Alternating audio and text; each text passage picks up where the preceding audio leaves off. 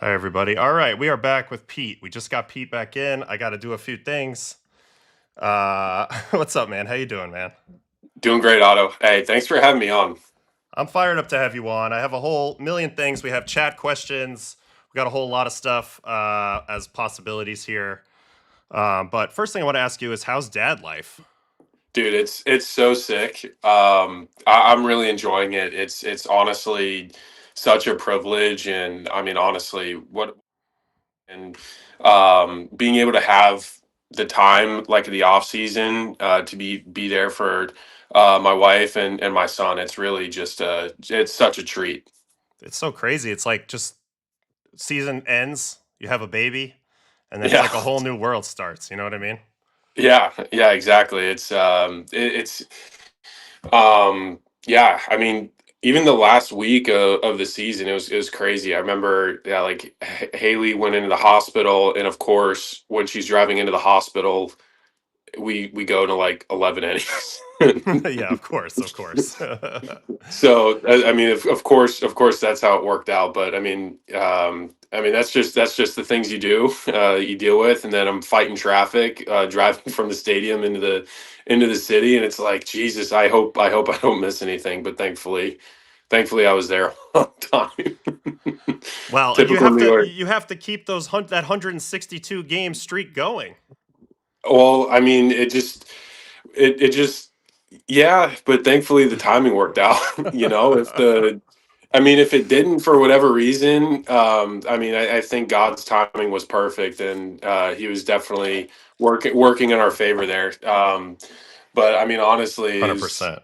but the whole 11 inning thing, and she's going to the hospital, and then I look at my phone, I'm like, oh boy, this is This I is not gotta it. I gotta dig, I gotta get going. All right. So, well, congrats. Congrats on everything. I'm happy for you guys. Thank you. And maybe we'll get a little more, even some more dad strength into the power profile, which would be crazy. I mean, not Yeah, not that you can add any more exit velocity to your current approach, but that would be pretty funny. more is more. That'd be great. More is always more. All right, so I have some questions here. We'll get started on that, and then we'll do a couple fun things really quick. We'll watch some homers and stuff like that. So, Okay. what other sports did you play growing up? Were you mostly a baseball guy, or did you play other things? I played football, lacrosse. I played basketball for a year, but I have a really broken jump shot, so that only lasted one season. I played soccer for a couple years, like just because it was fun. But for me, I was mostly football, and baseball. What'd you play in football? So I played linebacker, and I played some fullback. But yeah, it's yeah. Every once in a while, like when you see football on, like coming on, starting to come on in August and September, you think back and it's like, man, I really miss those Oklahoma drills from time to time. But yeah, I loved football. It was super fun, but for me is baseball. It just had more of an itch and more of a drawn to it more as a growing up as a kid. I'm curious because like when I played with you, I was surprised. I don't know if surprise is the right word, but I was very impressed with just you have a different level of athleticism for a big guy. Like, yeah, you're not like a sprinter or whatever, but you're very good at like getting low into your legs. You have some agility there. I wonder if any of the football or previous stuff you did played into that at all. Yeah, for sure. I mean, there's definitely parts of that. Also, too, I think from just like a mental toughness thing, like you mentioned earlier, like the 162, you have to have some sort of mental toughness, like whether in like in football. I know you played hockey. There's a toughness, there's a grit that you have to have, like playing contact sports. Like, and for me, it's kind of like, okay, you can play hurt, or play banged up, but don't play injured because that's dumb. But there's a bit of that like character building, not just like skills, but I think that's really important for the youth. Like, and also too, I don't really count it as a sport, but I did Taekwondo. I never Oh, was a for black belt, but sure. I was a red black belt. But like just like I think for me that was I did that all the way pretty much. I got really close, but then baseball kind of took over. Really wasn't a priority, but I think for me, like being flexible, being mobile for my size, like like having multi interests. That's what I guess that really helps.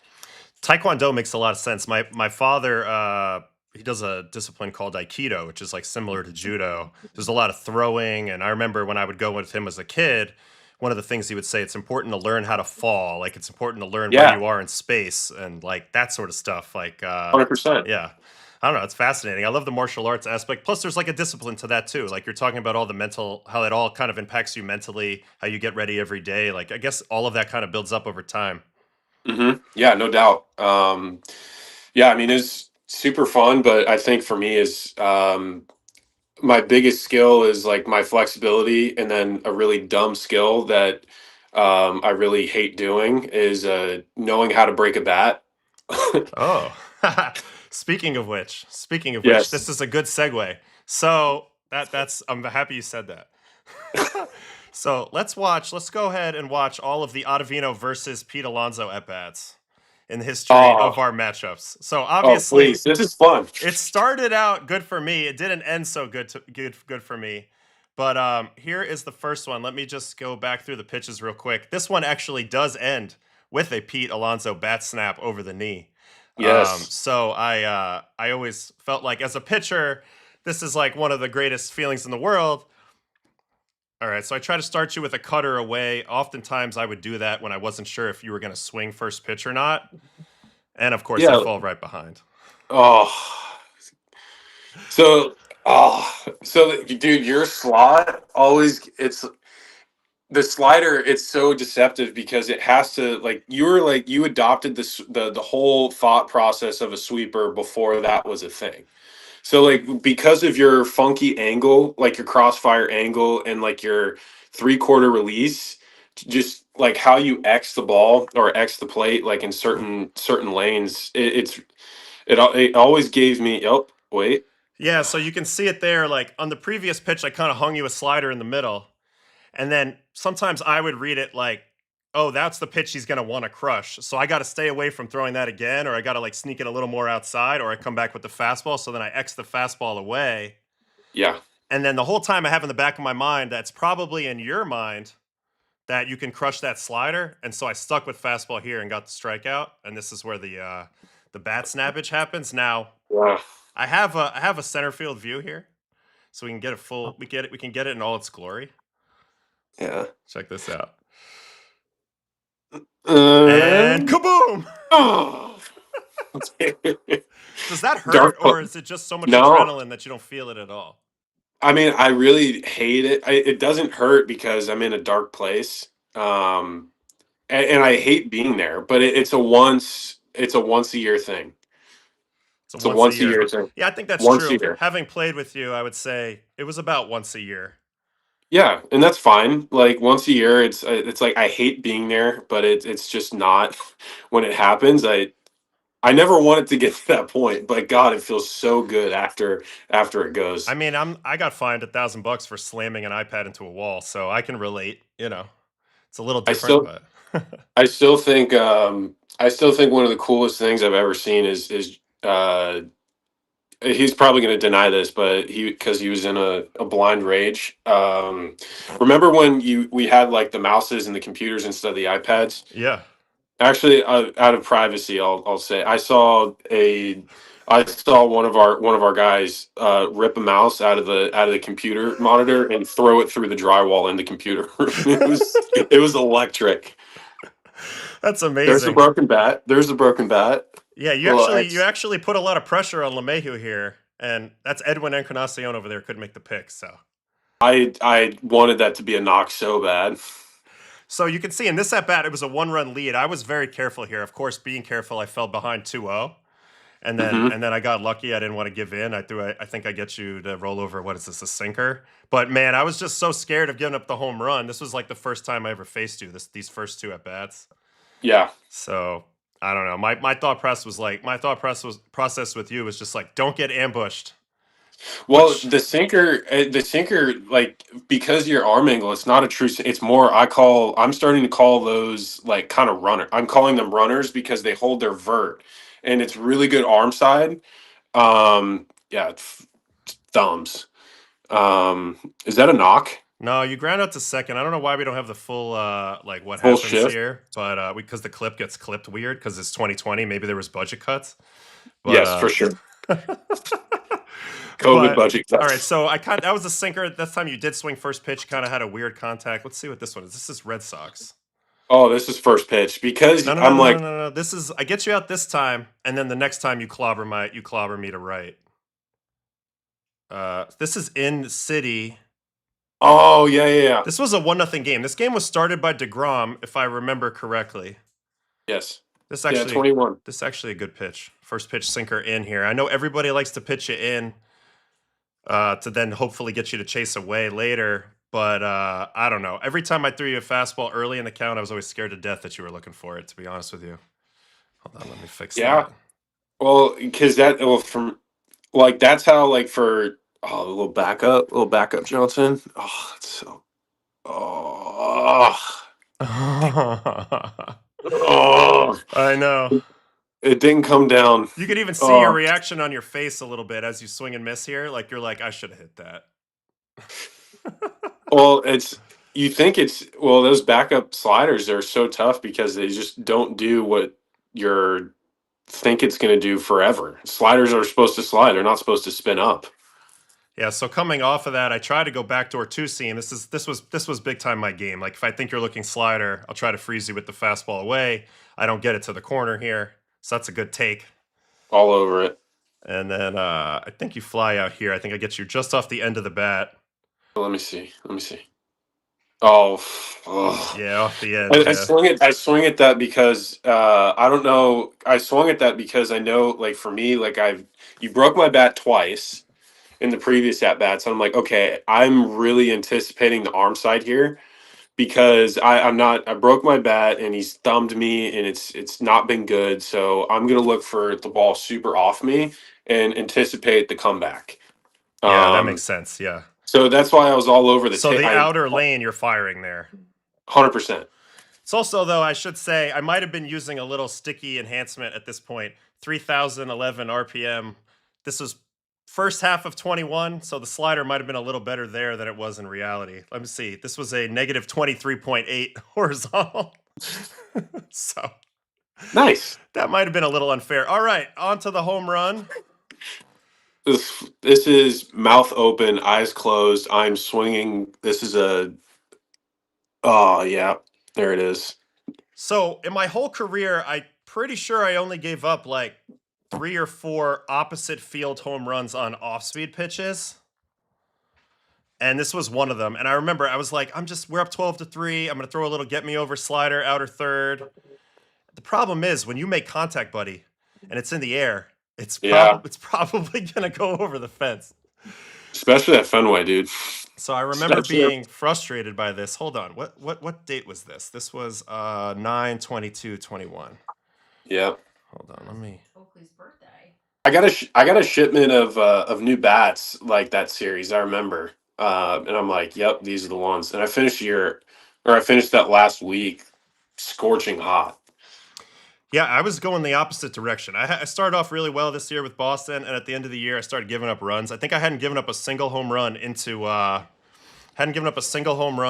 September that year, and then I gave up like 5 in 2 weeks.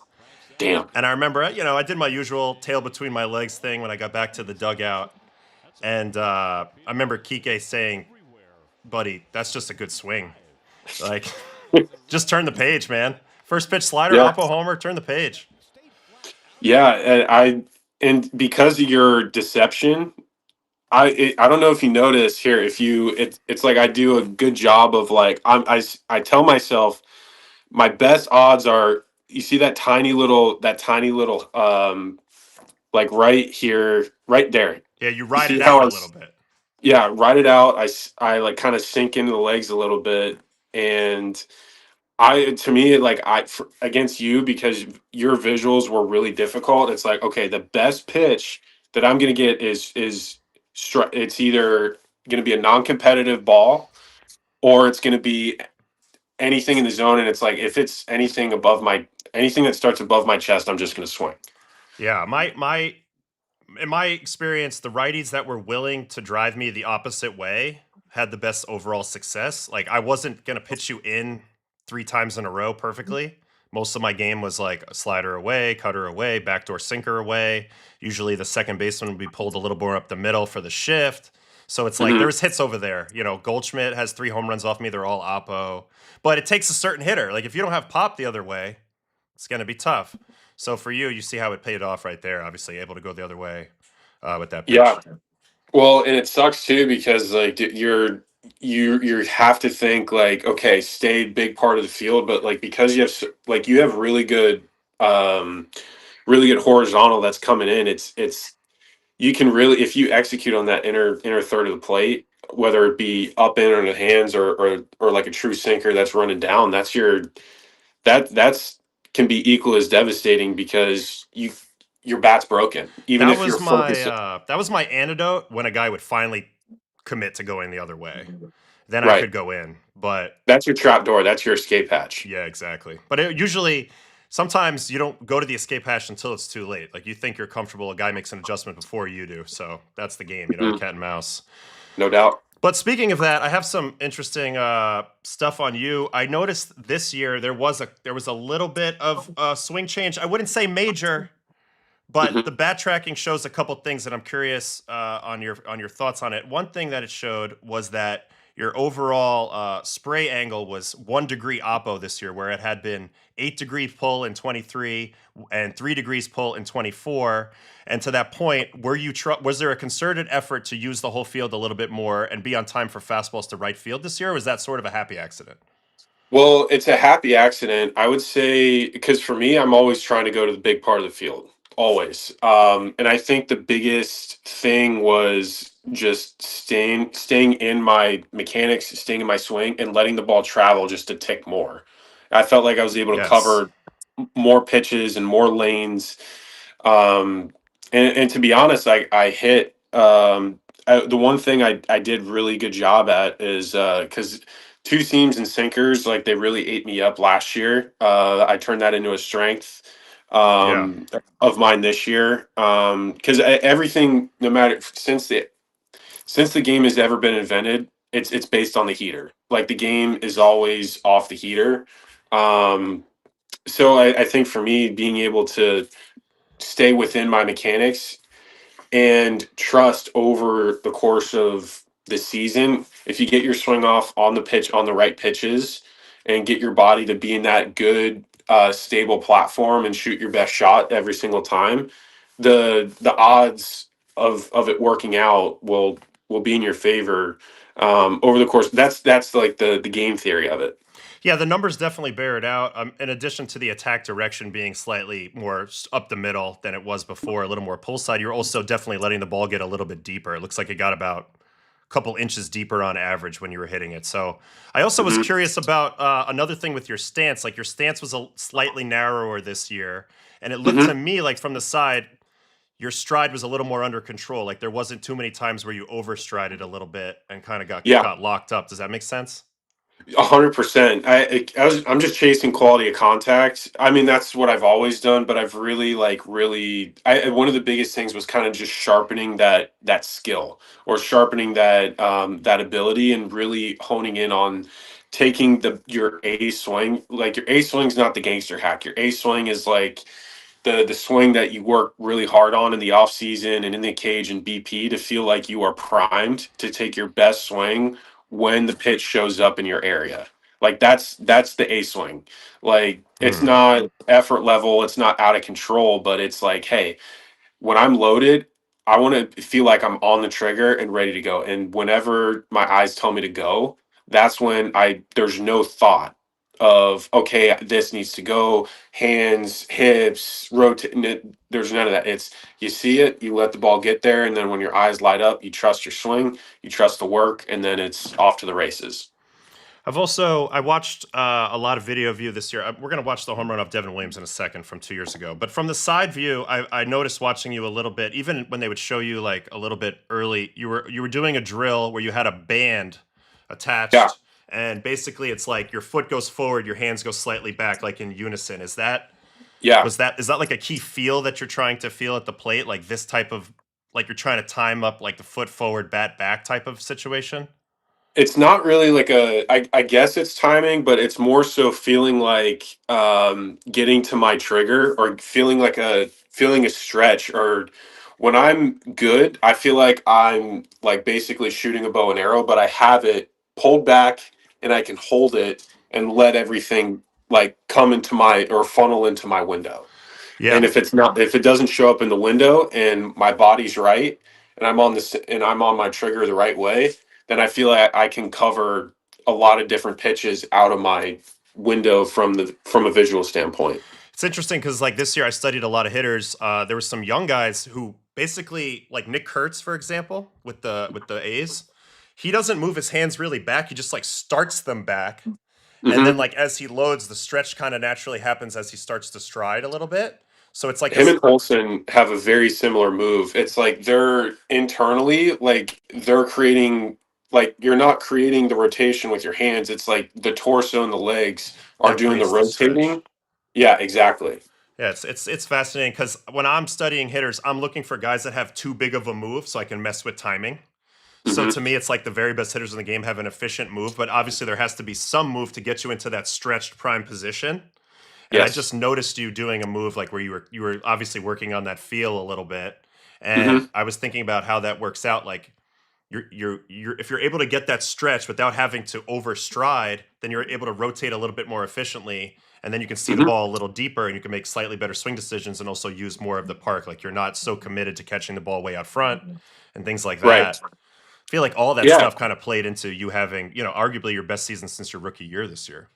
Yeah, I think from a consistency standpoint, I think, I mean, obviously, like results wise, obviously it was better, but from a consistency process standpoint, I think that The this was best way year. better.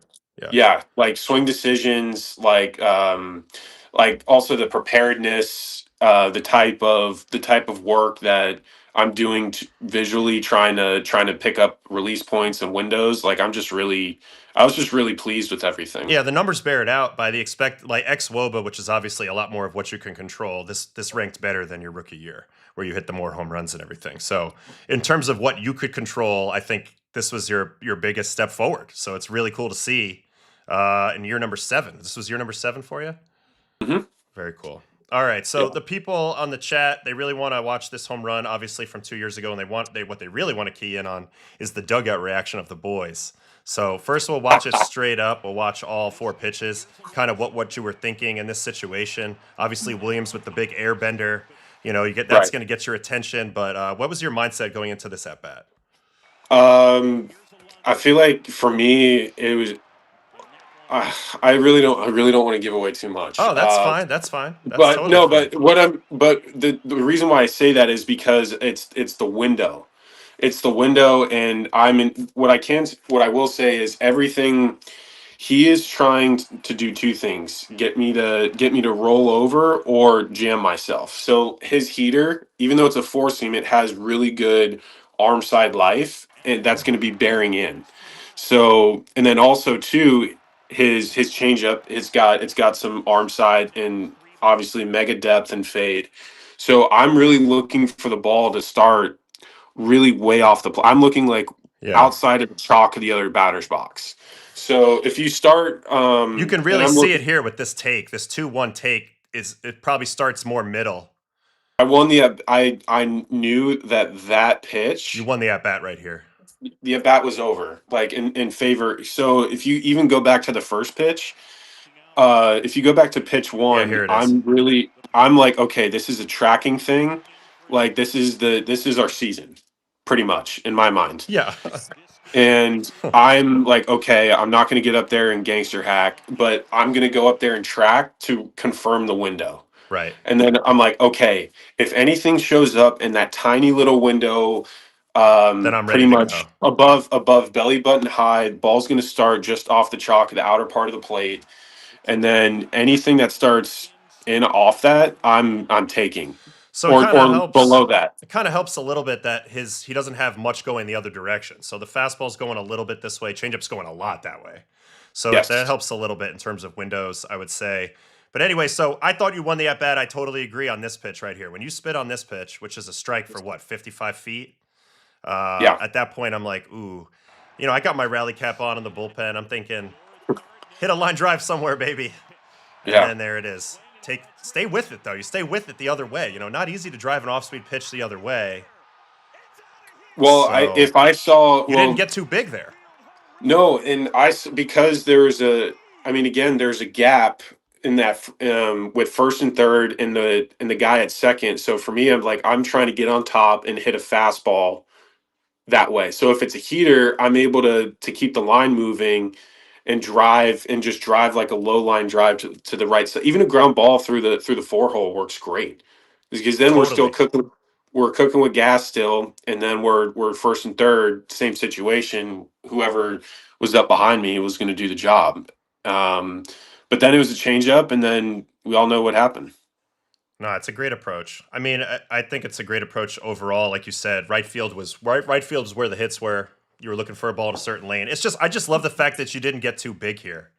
You know? And the entire it was the that was the like the entire offense, like our play. That wasn't just my at bat. If you look at all the at bats, like all the team at bats, like from Starlings, Nimos, Francisco, like everybody's AB, even Mark before, he had an unbelievable plan. It's just Devo executed the pitch. But if you look at Yeah, Frankie uh walks here on but 3-2. everything had to start like up under the armpit for a lefty. Yeah, yeah, totally, totally, totally. It's the same window, but just reverse. Even at Nimmo, it's like, oh, Yeah, but he rode that out nicely too, and that pitch wasn't far enough off the plate, so he did a good job and ended up passing the baton. yes, yes, yes. It was a good team approach. Do you feel like you guys over the years developed a pretty good rapport of like really helping each other out and talking Yeah, through no certain doubt. pitchers? Yeah, no doubt. I think especially like having like our like the core that we had, I think I just having guys with experience and knowing kind of I mean, it's we call it all the time. It's like every guy they have a gimmick because now in the big leagues everyone has stuff. No one's you can't get away with stuff because you see guys that get got all the time. Yeah. I'm just putting up a quote about somebody how much your home run meant to them. So anyway, I'm just putting it up. The chat will see it. But I just felt like at a certain point the process as a group got a lot tighter. Like the understanding of the metrics of what the guy's trying to do, and there became a little bit more of a group think of how to attack a pitcher. And when the Mets lineup is at the best the last few years, it's kind of a group approach that the pitcher can't break, Yeah, um, exactly. which is really smart. And I think one thing I noticed from playing with you over the years is you got a lot more honed in with not only your own process but also the process of what the opposing pitchers were doing. That's been a Yeah. huge evolution for sure. Well, you have to because there's no secrets anymore. There's so much information. There's so much of a book. Everything's videoed. Even like backfield ABs in spring training are videoed, and I'm sure they're shared within with other teams. Everyone shares information, and there's no such thing as a secret. And you just have to you got to be ahead of it. Yeah, you do. All right. Well, you're doing a great job. I'm going to get you out of here with one last question. Has nothing to do with baseball. It's Yeah. Are there any fishing trips coming up this year? Any outdoorsman activities? I know you got the Ah, little dude. one, but I know you're probably looking to get out at some point into the wilderness. Dude, I really want to. So last year, after like our house got destroyed by the hurricane, I wasn't able to go out on the boat. But dude, I am fiending to bend a rod and feel something on the other end of it, dude. It's been. I'll tell you what, tug is the drug. Like when you get a big fish on the other side, on the line, it's there's no feeling like it, especially when it's rip and drag out. Oh my god, I can't wait. I'm trying to get out. We just moved back. We just moved back home to Florida, so we're just trying to find our routine with the new one. But I'll get out there. Is that your I'll favorite get kind out there. of is deep sea fishing your favorite thing? I for me where I'm at in the Bay, I'm not really. It's It's not really. deep, but Well, no, I'm doing most of my. It's all like flats fishing, but like deep sea fishing, you got to run. I don't know, just you got to run like from where I'm at. It's 50 miles, and that's pretty yeah, far. that's far. Yeah, it's Just far. so, but for me, it's like I like fishing the flats, redfish, snook, trout. Like that's just That's for me. Redfish is my favorite fish to catch. The tarpons, they're jumping. Not tarpon season, but there's some residents I'm fixing to start. I really want to bother, but Yeah. yeah. I mean, dude, I bet you had no idea.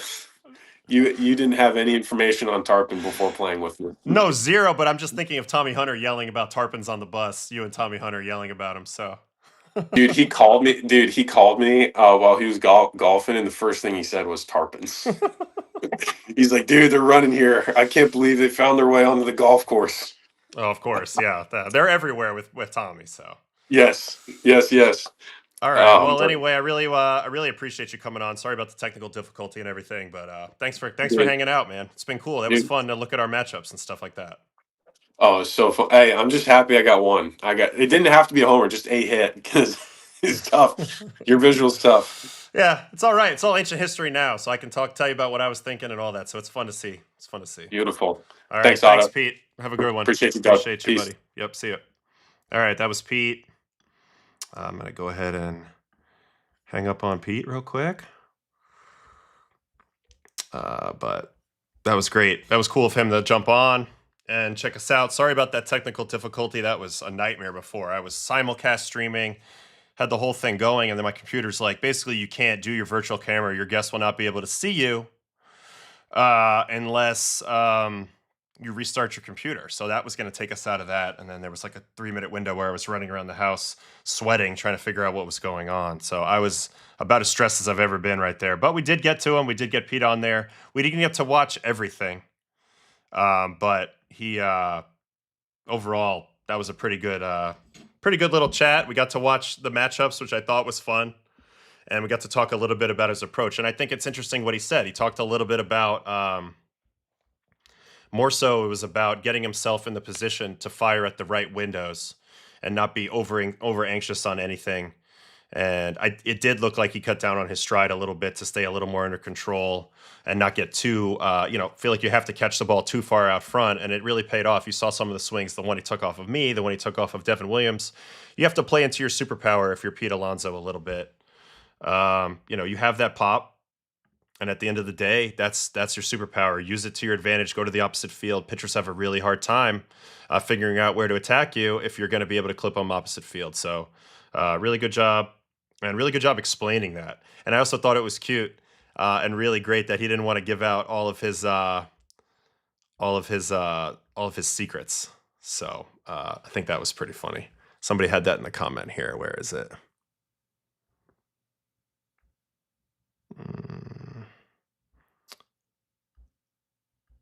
Yeah, Pete didn't want to give up his secrets. It's all good though. I totally respect it. As I was playing, it was tough, and that's why I didn't want to talk about free agency either. Like it's not really what we're here for. We're talking about some other stuff. So I appreciate you guys for hanging with me. I know that it was tough, and I also love that he kept some stuff for himself as well, which is good. But hopefully he can keep rocket shipping up and ride this wave even further. This was the best year he's ever had in terms of the process metrics, and he has to keep that going. So that's pretty good. I'll hop over here. We'll take a few things in the chat, and then that'll be it for today. And we'll get ready for Wednesday. We'll figure out what we're going to do on Wednesday. Sorry about that technical difficulty and that there's 2 different streams, although this one is going to be kind of Pete the whole way. Oh,